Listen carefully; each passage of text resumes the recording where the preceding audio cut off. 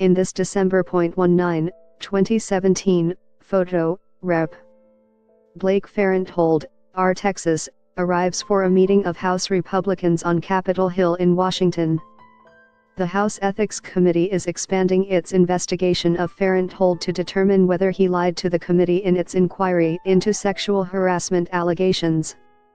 The panel is also reviewing whether he directed his congressional staff to work on his election campaigns.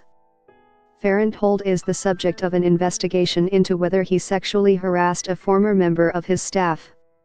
AP photo/Susan Walsh, photo, Susan Walsh/AP. Washington. Most Americans say sexual misconduct is a major problem and that too little is being done to protect victims, according to a new poll by the Associated Press NORC Center for Public Affairs Research. But some particularly Republican men are concerned about the rights of the accused. The sheer speed with which an accusation of sexual misconduct can sink a career rattles some men, and not just Republicans. Bart Casita, a 40-year-old Democrat from Indiana, said he tends to believe the accusers. But he's concerned about employers immediately dismissing people without proper investigation.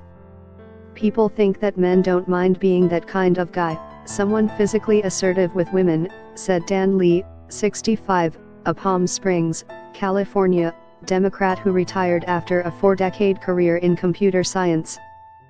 I think that's wrong. Men are concerned with their reputations.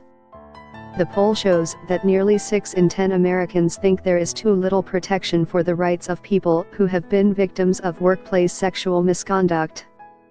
By contrast, just 37% think there's too little protection for people accused of sexual misconduct, 35% think there's the right amount, and 26% think there's too much. Majorities of women of all political persuasions, as well as male Democrats and independents, think too little is done to protect victims, but only about a third of male Republicans think the same. Among Republican men, by contrast, 52% think there are too few protections for the accused.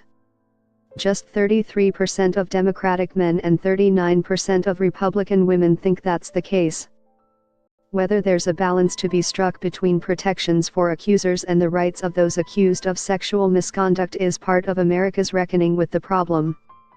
Women and some men have come forward in recent months with allegations credible enough to topple titans of entertainment, news, and members of Congress, often with blinding speed.